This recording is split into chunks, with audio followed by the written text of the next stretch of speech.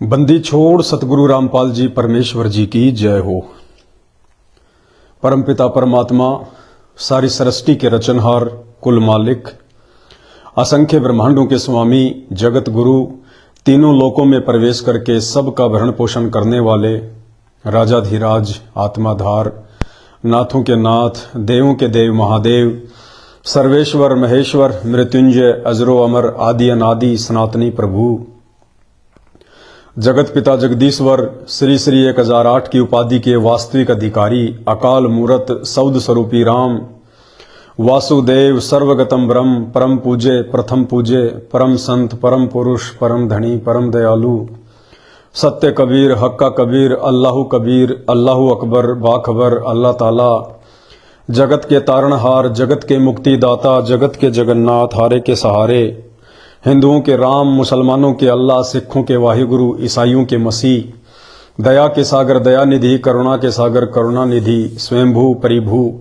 संकट मोचन, कष्ट हरण, मंगल करण, दुख भंजन, अविगत कबीर, निर्विकार निर्विषम परमात्मा, अलय अलेख सतगुरु, आदि अनादि सतगुरु, असली मर्यादा पुरुषोत्तम, असली आदि राम, असली कृष्ण, असली घनश्याम, असली मुरारी, राजाओं के राजा, महाराजाओं के महाराजा, शहंशाहों के शहंशाह, सम्राटों के सम्राट, भगवानों के भगवान, अल्लाहों के अल्लाह, प्रभुओं के प्रभु, मसीहों के मसीह, सच्चे वाहिगुरु, सुख सागर, बाबाओं के बाबा, पीरों के पीर, योगियों में महायोगी, ध्यानियों में महाध्यानी, ज्ञानियों में तत्वज्ञानी, सिद्धों में परम सिद्ध, युवा कबीर, समृत कबीर, असंवात, अमित ओझा, 8 सितंबर 1951 को गांव धनाना, जिला सोनीपत, हरियाणा, भारतवर्ष की पावन भूमि पे प्रकट असली कल की भगवान, परम पूज्य संत श्रोमणी सतगुरु रामपाल जी परमेश्वर जी के चरण कमल में हम सभी सत्सेवक भाई बहनों का अनंत कोटि दंडवत प्रणाम। सत्साई भाई और बहनों, दया परमपिता परमेश्वर जी की, मालिक ने थोड़ा बहुत समय आप और हम सभी भगत भाई बहनों को साथ संगति के माध्यम से एक दूसरे के साथ में ज्ञान आधार से रूबरू होने के लिए दिया है। और निसंदेह पिछले 7-8 वर्षों से हम सभी सत्सेवक भाई बहनों ने, परमात्मा ने साथ संगतियों की जो रजा आप और हमारे ऊपर बख्शी है, इसका हमने भरपूर फायदा भी उठाया है। और इसका सबसे बड़ा जो बेनिफिट, सबसे बड़ा जो फायदा आप और हम सभी सत्सेवक भाई बहनों को मिला है, वो ये मिला है कि आगामी महाविनाश से बचने के लिए परमपिता परमेश्वर सतगुरु रामपाल जी भगवान के चरण कमल में स्थायी जगह प्राप्त करने के लिए हमने उन्हीं के द्वारा बख्शीश सद्बुद्धि आधार से उनकी पहचान कर ली है। और उनकी पहचान करने के बाद में हमने कबीर जी की काल्पनिक फोटो को फाड़ फाड़ के अपने घरों से बाहर फेंक दिया है और अपने गुरुदेव भगवान को ही हमने अपने दिलो दिमाग में, अपने हृदय में, अपने घर में, अपने घट में मन कर्म वचन से बैठा लिया है। ये सबसे बड़ा फायदा, सबसे बड़ा फायदा। और इस समय की परमात्मा 4 युगों से बाढ़ देख रहे थे, इंतजार कर रहे थे कि कब वो समय आए जब मेरे बच्चे मुझे पहचाने, मुझे जाने और अपने गुरु के अलावा किसी और में परमात्मा देखना बिल्कुल बंद कर दें। असली ज्ञान मिलने के बाद में हमें असली भगवान की भी पहचान हो जानी चाहिए। तो जो कर्म सभी सत्सेवक भाई बहनों ने उस काल्पनिक फोटो को फाड़ फाड़ के किया है, उस कर्म का इंतजार सतगुरु रामपाल जी भगवान सतयुग से कर रहे थे, सतयुग से। क्योंकि 4 युग बीत चुके हैं। 4 युगों में कभी किसी ने गुरु रूप में आए हुए उस कबीर परमात्मा को, कबीर परमेश्वर को परमात्मा की दृष्टि से देखा ही नहीं, कभी जाना ही नहीं, माना ही नहीं। और भक्ति का ये प्रथम नियम है, ये प्रथम रूल है कि जब तक हम अपने गुरु जी में ही परमात्मा नहीं देखेंगे, क्योंकि कबीर परमात्मा गुरु रूप में ही आते हैं और सतलोक का ज्ञान केवल कबीर परमात्मा ही दे सकते हैं। दूसरा इस पृथ्वी का कोई प्राणी नहीं दे सकता, चाहे वो कितना बड़ा शंकराचार्य क्यों ना हो।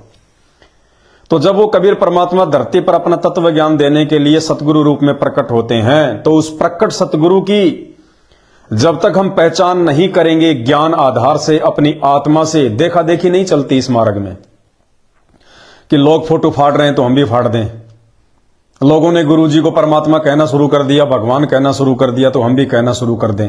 ये देखा देखी का मार्ग नहीं है। परमात्मा कहते हैं, ज्ञान संपूर्ण हुआ नहीं, हृदय नहीं छिदाए, देखा देखी भक्ति का रंग नहीं ठहराए।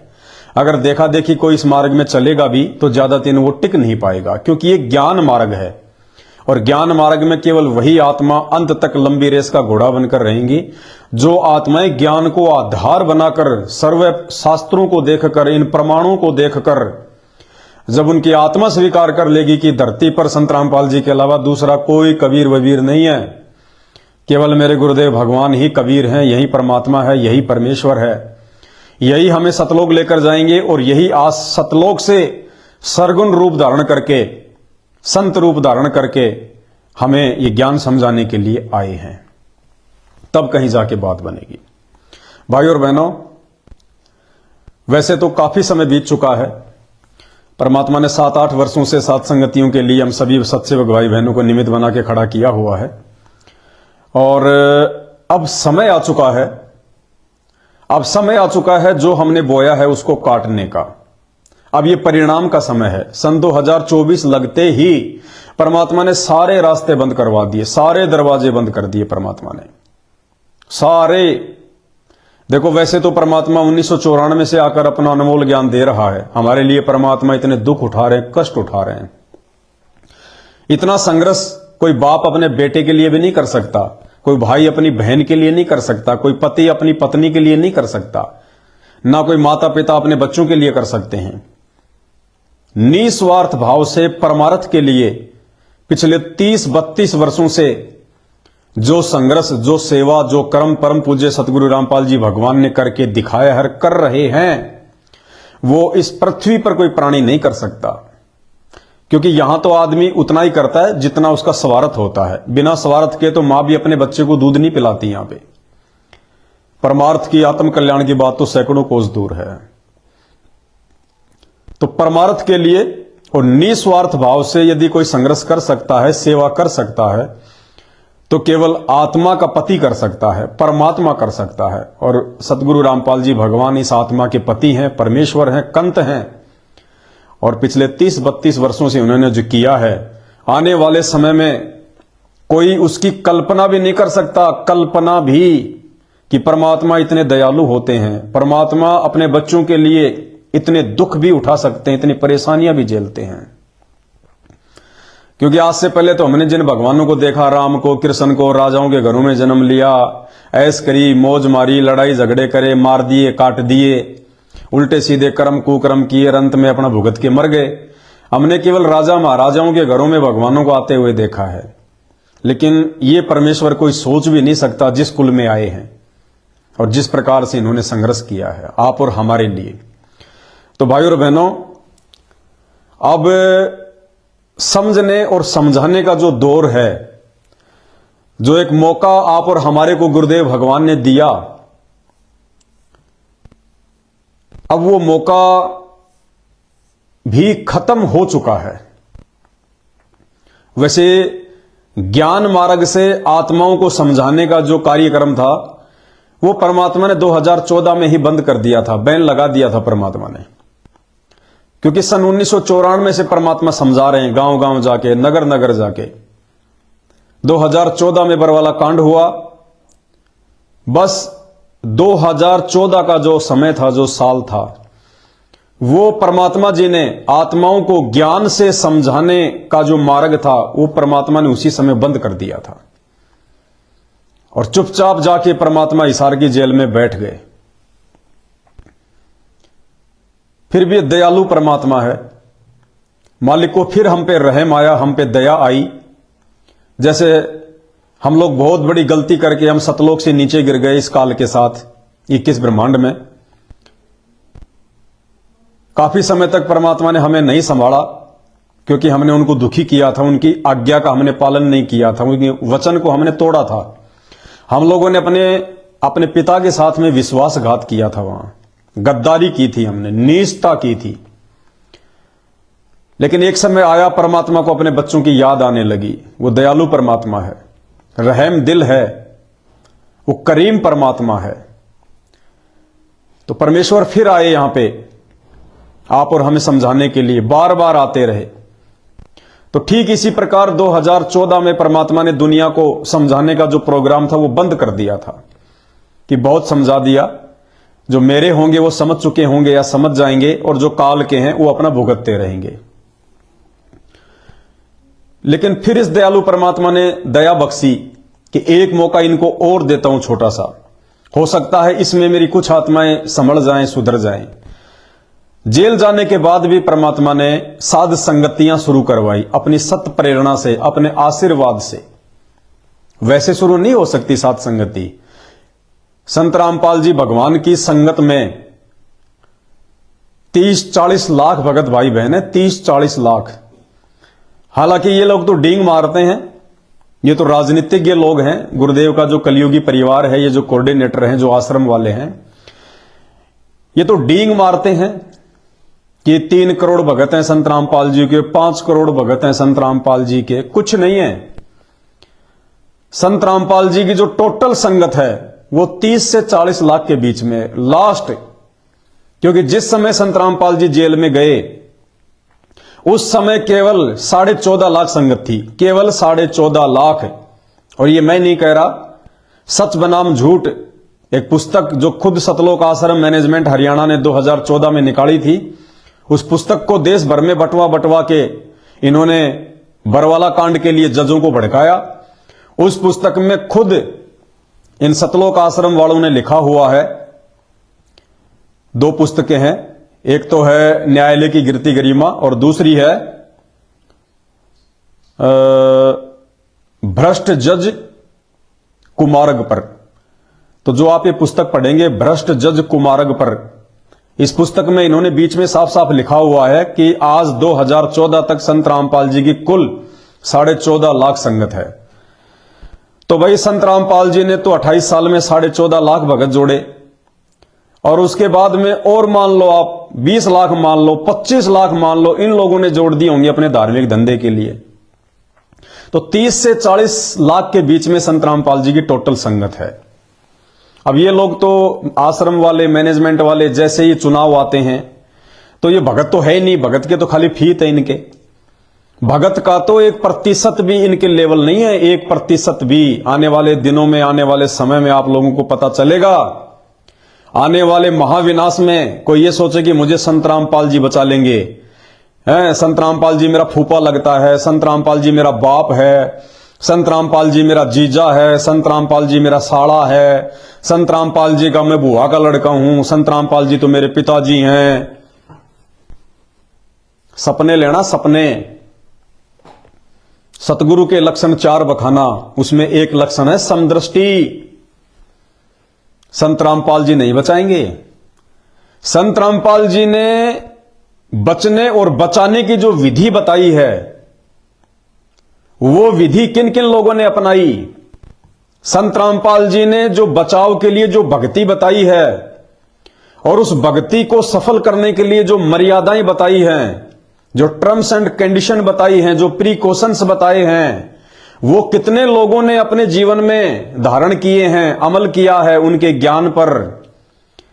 भाई वो चीजें बचाएंगे आने वाले समय में, संत रामपाल जी नहीं बचाएंगे। विचार करो, आज देश दुनिया में रोजाना लाखों तरह की घटनाएं घटित होती हैं, लाखों तरह की घटनाएं। और यह भी आप और हम सबको पता है कि दुनिया में जितने भी व्यक्ति हैं, जितनी भी आत्माएं हैं, सब संत रामपाल जी की हैं, उस कबीर परमात्मा की हैं, भगवान की हैं। तो दुख तो होता ही है। आज जितने भी मानव शरीरधारी इंसान, स्त्री या पुरुष इस धरती पर हैं, 8.5 अरब के आसपास, वो सब कबीर परमात्मा सतगुरु रामपाल जी भगवान के बच्चे हैं, उनके बेटा बेटी हैं, उनकी आत्माएं हैं। तो भाई जब कोई बेटा बेटी अपने बाप के सामने अकाल मौत मरता है तो क्या बाप को दुख नहीं होगा?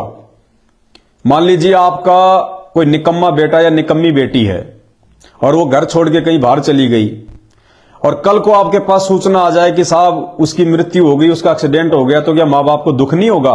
उतना ही दुख होगा जितना दुख उसके पास रहने वाले बच्चों के साथ यदि कोई घटना घटित हो जाए तो दुनिया में जितने भी लोग आए दिन मर रहे हैं, लाखों प्रकार की घटनाएं घटित हो रही हैं। कोई जहर खा के मर रहा है, कोई शराब पी के मर रहा है, कोई रोग से मर रहा है, कोई एक्सीडेंट में मर रहा है, कोई लड़ाई झगड़ों में मर रहा है। क्या उस कबीर परमात्मा संत रामपाल जी को दुख नहीं होता? क्या उनको तकलीफ नहीं होती अपने बच्चों को इस प्रकार अकाल मौत काल के मुंह में जाता हुआ देखकर? और संत रामपाल जी तो समर्थ हैं, ये तो अखिल कोटि ब्रह्मांड के नायक हैं, स्वामी हैं। सतगुरु जो चावे सो कर ही, भरम पड़ो मत कोई, सेऊ धड़ पर शीश चढ़ाया पाछे करी रसोई। ये तो कुछ भी कर सकता है परमात्मा। मोला जल से थल करे, थल से जल कर देत, साहिब तेरी साहिबी शाम कहूं के श्वेत। कुछ भी कर सकते हैं परमात्मा। वो पर्वत से राई कर दे, फिर पर्वत से राई। परमात्मा कुछ भी कर सकते हैं। तो लाखों आत्माएं, लाखों बेटा बेटी संत रामपाल जी के रोज मर रहे हैं पूरे विश्व में। तो क्या संत रामपाल जी उनको बचा नहीं सकते? और ये परमात्मा तो इतना समर्थ है, ये चाहे तो एक चुटकी बजाते ही पूरी दुनिया का ध्यान अपनी तरफ आकर्षित कर सकता है। एक चुटकी बजाते ही परमात्मा ऐसा सिस्टम बना दे कि सभी के मोबाइल पे संत रामपाल जी के सत्संग ही चलने शुरू हो जाएं। ये तो वो समर्थ परमात्मा है, ये चाहे तो मोबाइल में इनके सत्संगों के अलावा दूसरी कोई चीज आएगी नहीं।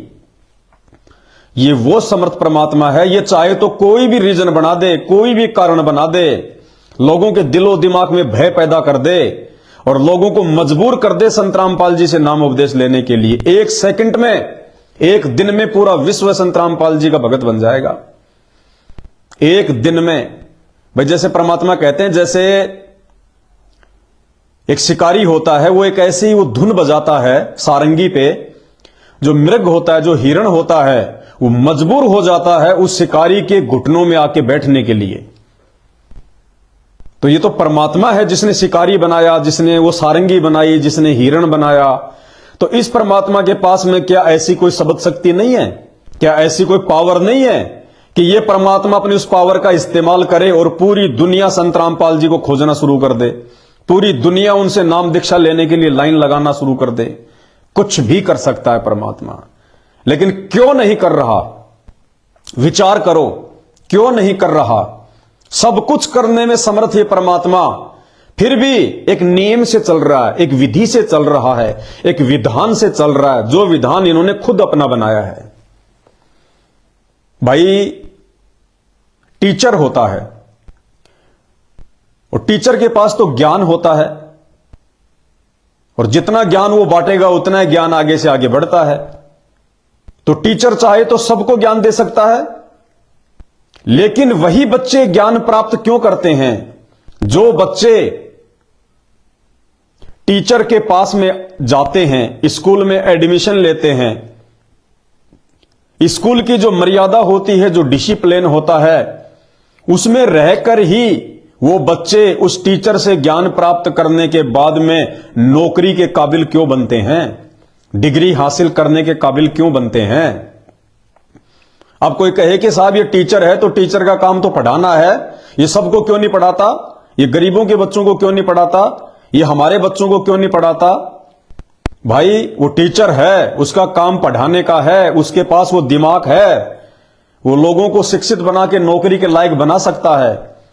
लेकिन एक नियम है, एक रूल है, जहां वो टीचर जाता है पढ़ाने के लिए, जहां गवर्नमेंट ने उसकी ड्यूटी लगा रखी है, अगर लोगों ने अपने बच्चों को शिक्षित करना है, नौकरी के काबिल करना है, जीवन में सफल बनाना है, तो उस विधान, उस रूल के फॉलो अकॉर्डिंग आपने उस टीचर के पास, उस स्कूल में जाना पड़ेगा।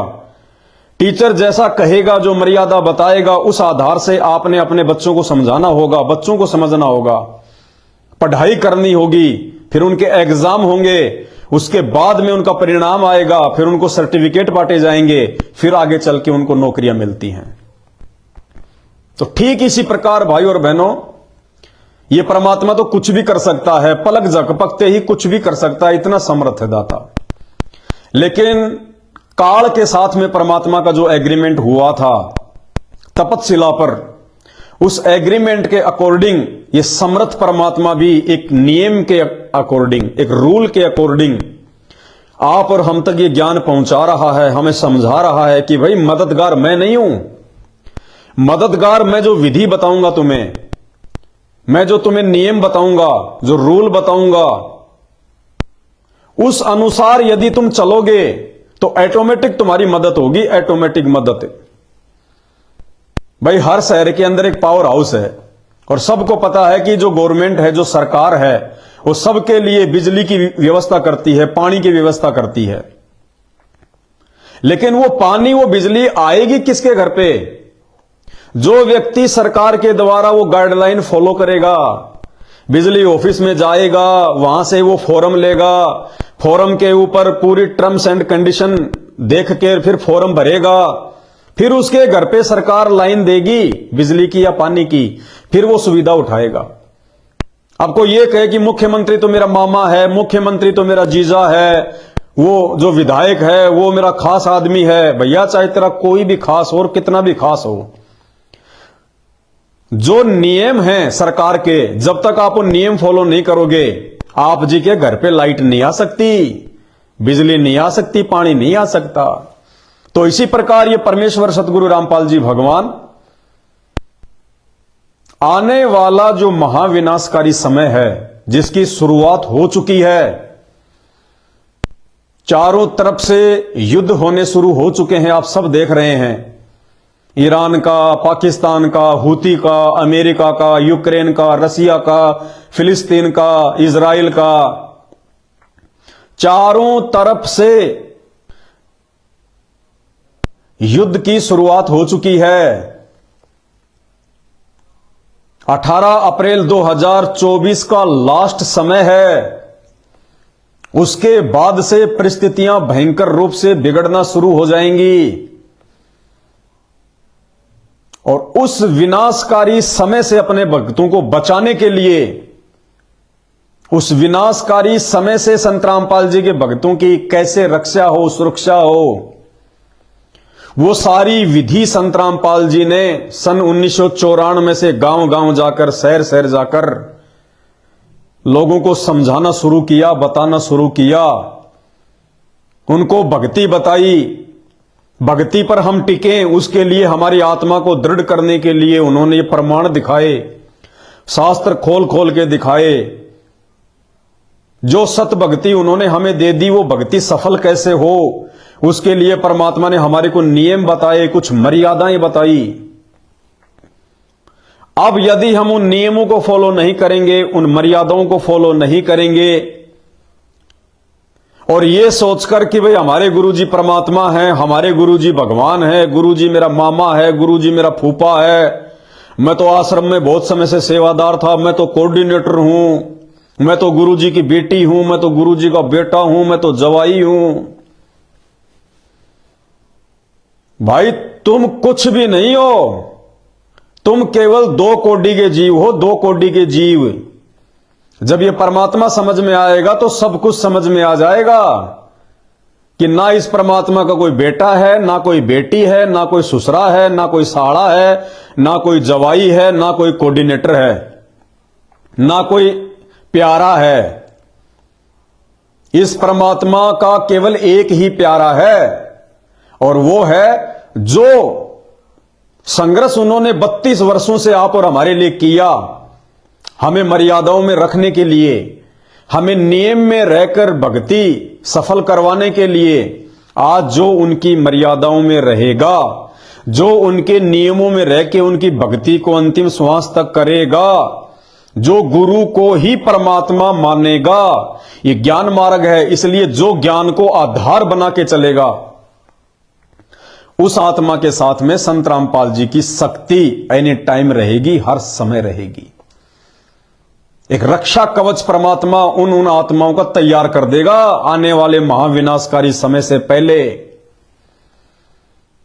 भैया 2 दिन में पिंजरा तैयार नहीं होगा। वो महाविनाश को देखकर, संसार की बिगड़ती हुई परिस्थितियों को देखकर तुम सोचो बस हम अब वो दाढ़ी मूंछ वाली फोटो को घर से बाहर निकाल दें, हम साथ संगति के वीडियो देखना शुरू कर दें, हम गुरुजी को भगवान कहना शुरू कर दें, हम गुरुजी को भोग लगाना शुरू कर दें, हम आश्रमों में जाना छोड़ देंगे। कुछ नहीं होगा, कुछ नहीं होगा।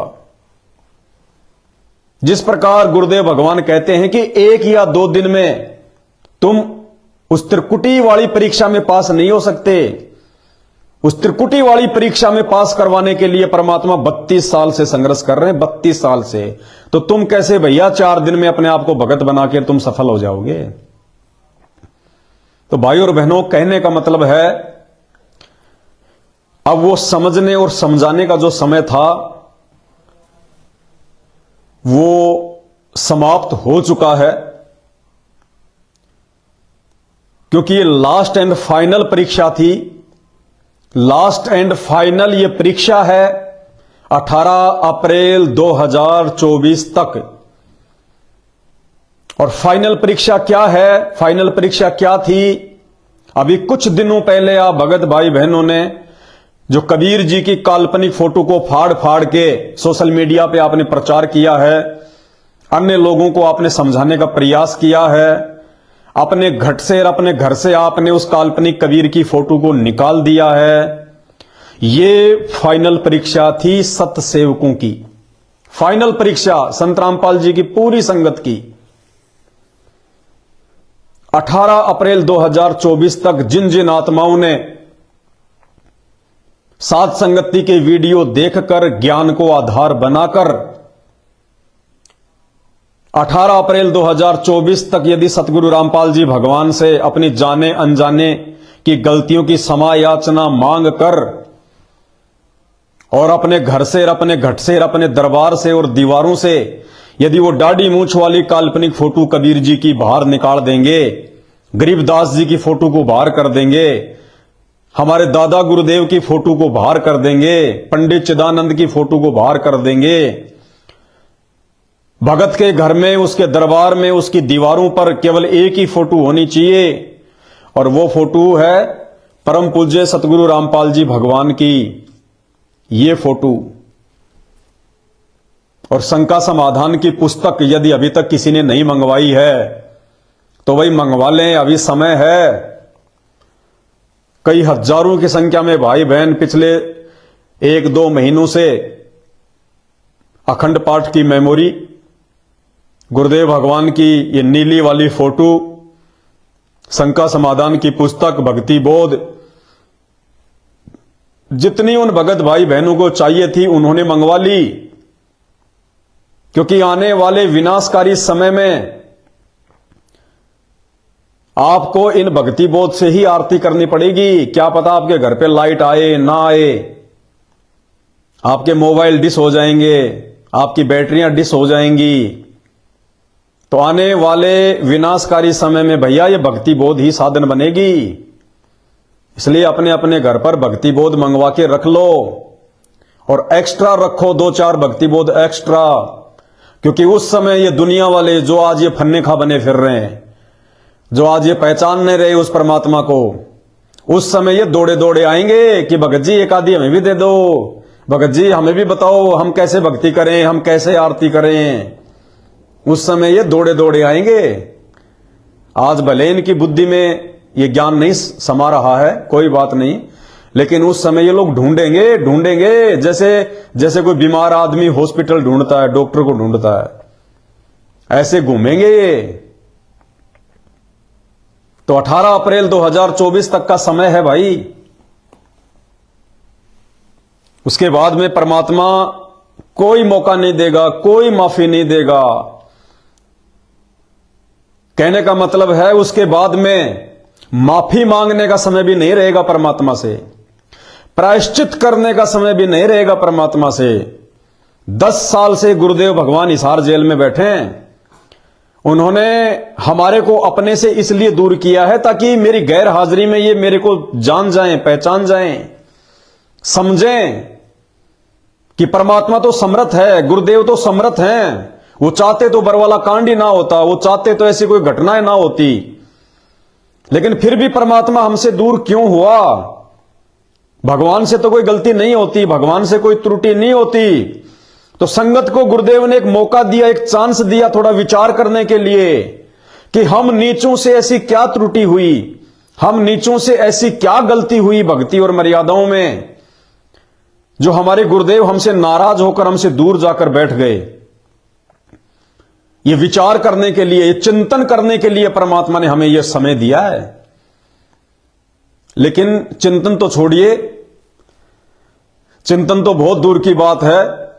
आए दिन संगत उल्टे कुक्रम करने पे तुली हुई है, उल्टे कुक्रम करने पे।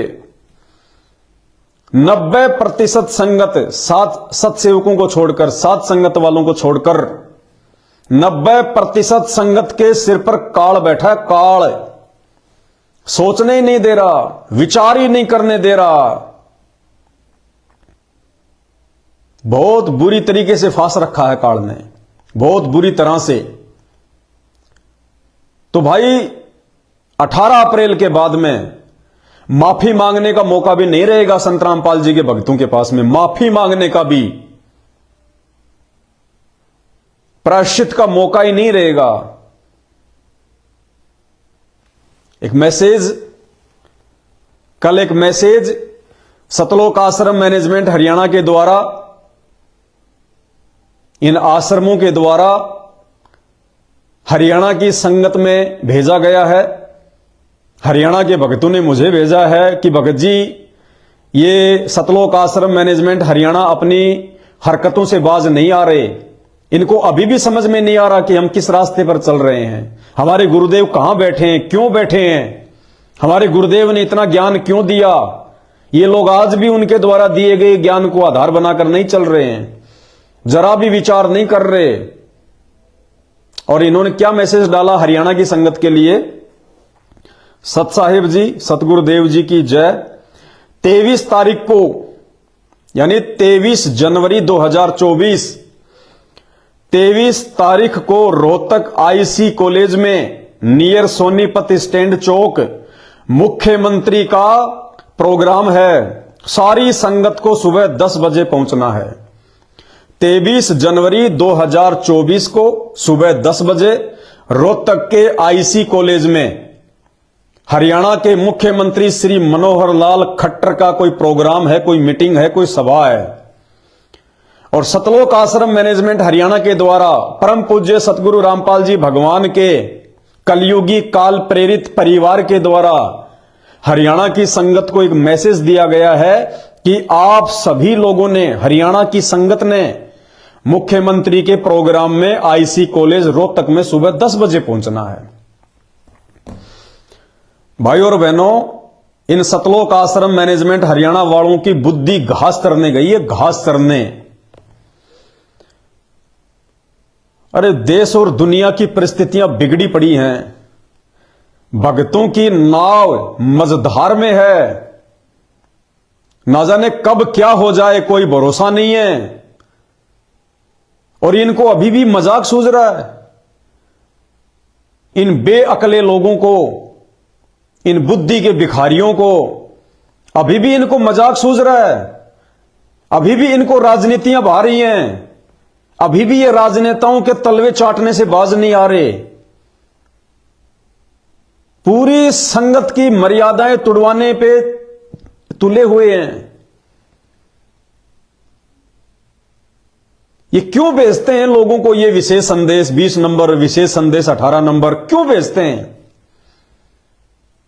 इनको खुद को समझ में नहीं आ रहा कि गुरुजी वर्तमान में हिसार जेल से जो 1-1 घंटे के सत्संग करके भेज रहे हैं, ये सत्संगों में क्या कह रहे हैं। ये लोग सुनते नहीं है, सुनते हैं तो इनके दिमाग में आती नहीं है, ये समझ नहीं पाते क्योंकि मर्यादा खंडित है। इनके अंदर वो सोचन शक्ति नहीं है, इनकी कॉमन सेंस भी समाप्त हो चुकी है, कॉमन सेंस भी। कि जिस परम संत का 1994 से लेकर और वर्तमान समय तक राजनीति को लेकर 36 का आंकड़ा रहा है, 36 का आंकड़ा, उस संत की संगत को आज मुख्यमंत्री के प्रोग्राम में बुलाया जा रहा है, उनकी रैलियों में बुलाया जाता है। भाई हमारा क्या संबंध है राजनीति से? हमें राजनेता लोग दे रहे हैं खाने के लिए। यह ज्ञान हमें हरियाणा के मुख्यमंत्री ने दिया था या किसी राजनीतिक पार्टी ने दिया था? कदम कदम पे हमारी रक्षा कोई मुख्यमंत्री करता है, कोई प्रधानमंत्री करता है क्या? हमें ये भक्ति की खीर राजनेता खिला रहे हैं क्या? कल आने वाले महाविनाश से हमारी रक्षा ये राजनेता करेंगे क्या? ये खुद तो अपनी रक्षा कर लेना, ऊपर हाथ करके भागेंगे ये गद्दियां छोड़ छोड़ के, कुर्सियां छोड़ छोड़ के। जिन कुर्सियों के लिए आज ये मरने मारने को तुले हुए हैं, ये कुर्सियां छोड़ छोड़ के ऊपर हाथ करके भागेंगे ये कल को। हमारा राजनीति से लेना देना क्या है?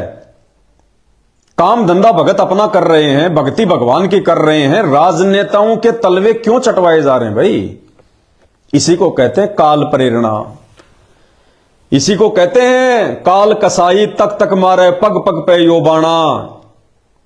जिस प्रकार भगवान सन 1994 से धरती पर प्रकट होकर अथक प्रयास करता हुआ, संघर्ष करता हुआ, दिन रात एक करते हुए अपना कार्य कर रहे हैं।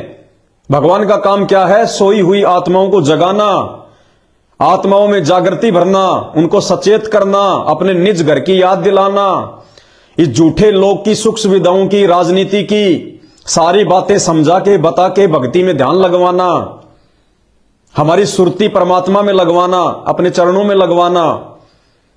तो काल कोई चद्दर ओढ़ के थोड़ी सोएगा, काल भी अपना फुल टू फुल काम कर रहा है, भगवान से कहीं ज्यादा मेहनत कर रहा है, संघर्ष कर रहा है। लेकिन फर्क इतना है, परमात्मा स्वयं सतगुरु रूप में प्रकट होकर अपना काम करता है और काल प्रकट नहीं होता। वो जिन लोगों की मर्यादाएं टूटी हुई होती हैं, जो लोग काल प्रेरित होते हैं, उन भक्तों में, उन आत्माओं में या तो स्वयं पर प्रवेश कर कर या फिर उनमें कुप्रेरणा करके वो अपना काम करवाता है। तो ये तो निसंदेह आप और हम सबको पता है।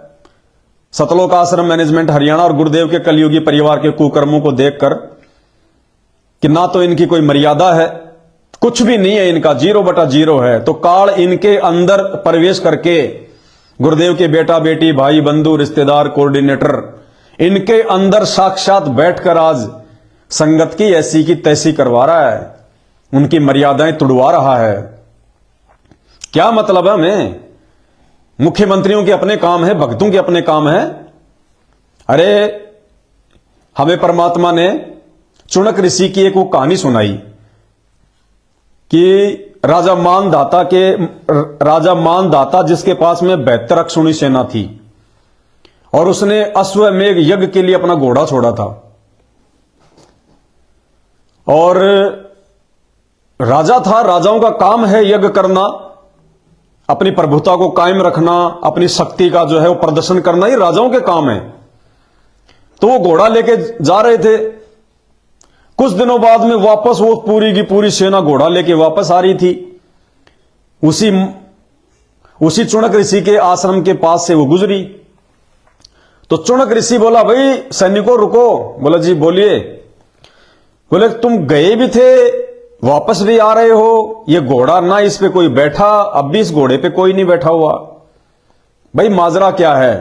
तो सैनिकों ने कहा कि ये राजा मानधाता का घोड़ा है और हमारे राजा के पास में 72 अक्षौणी सेना है। 72 अक्षौणी किसकी औकात है जो इस घोड़े को पकड़ ले? घोड़े को पकड़ने का मतलब है हमारे राजा के साथ में युद्ध करना। किसी की मां ने दूध पिलाया है? अब चुनक ऋषि ने बहुत भयंकर गलती कर दी वहां पे, काल प्रेरणा से अहंकार में आकर उसने वो घोड़ा पकड़ लिया और कहा भैया राजा का युद्ध मैं उठता हूं, जाओ कह दो अपने राजा को मेरे से युद्ध करे। अब गुरुदेव ने क्या बताया? परमात्मा ने बताया उस मूर्ख को जरा भी बुद्धि नहीं आई। अरे वो भगत था, भगत का काम था भक्ति करना, अपनी वो तपस्या करना, जैसे भी वो डले डो रहा था, जैसा भी उसको ज्ञान था, भगत का काम था अपनी भक्ति करना, अपनी तपस्या करना, परमात्मा को जो है प्रसन्न करना और इस लोक से ऊपर के लोकों में जाना। राजा अपना काम कर रहा था, भगत ने अपना काम करना चाहिए था, फालतू में उसने आफत मोल ले ली। फालतू में वो घोड़ा जबरदस्ती जो है वो पकड़ के, अब वो घोड़ा उसने नहीं पकड़ा बेचारे ने जबरदस्ती, वो तो आप और हमारी तरह एक जीव था, एक भगत था, एक इंसान था। वो कुबद किसने करवाई? वो कुबद करवाई शैतान ने, काल ने। और देख लो उसकी बनी बनाई भक्ति का सत्यानाश हो गया। जितनी उसने कमाई की थी उसने 4 एटम बम बना लिए। राजा मानदाता की पूरी सेना का सत्यानाश कर दिया। और जितने सैनिक उसने मारे थे, अब परमात्मा ने क्या बताया, मरने के बाद में जब चुनक ऋषि जब मरा, मरने के बाद में उसने भक्ति करी। थोड़े दिन तो ऊपर रहेगा, मौज करेगा, ऐश करेगा, अपनी भक्ति समाप्त करेगा। फिर काल उसको नीचे पटकेगा धरती पर और उसको क्या बनाएगा, कुत्ता। और जितने सैनिक उसने मारे थे एटम बम बनाकर, वो सारे सैनिक कीड़े बनकर उसको नोचेंगे, उसको खाएंगे। तो मालिक ने बताया कि वो भक्तों का काम नहीं था, राजा अपना काम कर रहा था। राजा ने तो, सैनिकों ने तो नहीं कहा उसको कि भाई तू पकड़ना चाहता तो पकड़ ले घोड़ा। सैनिकों को पता था कि भगत है बेचारा, अपनी भक्ति कर रहा है, इसके क्या बस की बात है, इसको करने दो अपना काम। वो आगे चले गए, वापस भी आ रहे थे, वहां से भी जो है वो आगे निकल जाते।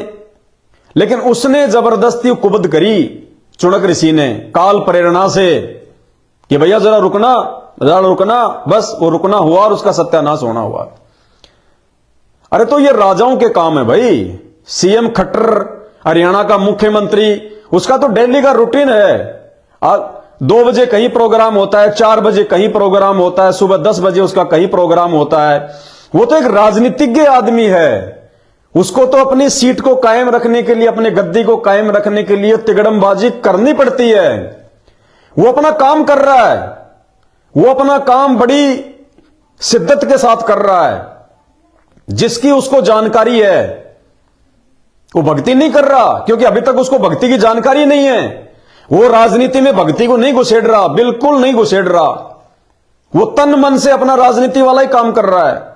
अरे नालायको, तुम तो भगत हो, तुम जबरदस्ती राजनीति को भक्ति में क्यों घुसेड़ रहे हो? तुम्हें तो ज्ञान दे दिया परमात्मा ने, सब कुछ बता दिया, समझा दिया किस रास्ते पे चलना है, किस रास्ते पे नहीं चलना, कहां बचना है, कहां क्या करना है। तुम जबरदस्ती क्यों मुख्यमंत्री की सभाओं में अपना भी सत्यानाश करवा रहे हो और बेचारी भोली संगत को भी बुला बुला के सत्यानाश करवा रहे हो? क्यों परमात्मा का विधान तोड़वा रहे हो? क्यों परमात्मा की मर्यादाएं तोड़वा रहे हो? ये चुनक ऋषि वाले बेबुद्धि वाले काम क्यों कर रहे हो भाई? वो राजा है, वो अपना काम करे, जहां मीटिंग करे, हमें क्या लेना देना, हम भगत हैं। अपना 2 रोजी रोटी का अपना धंधा करो, बाकी अपनी भक्ति करो, हमें क्या मतलब है। जगतकार भगत का परमात्मा ने 36 का आंकड़ा बता दिया।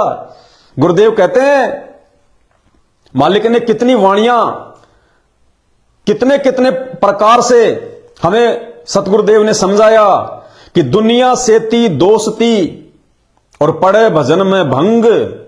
ये दुनिया ही तो है, और क्या है ये? दुनिया सेती दोस्ती, पड़े भजन में भंग, एका एकी राम से या साधु के संग। संतों की वाणी है अनमोल, इसे ना समझ सके अनबोल, इसे ना समझ सके अनबोल। साहिब ने वेद दिया सब खोल, साहिब ने वेद दिया सब खोल। अपनी सतलोक राजधानी का कोई जगह पूर्व भाग सफल होया।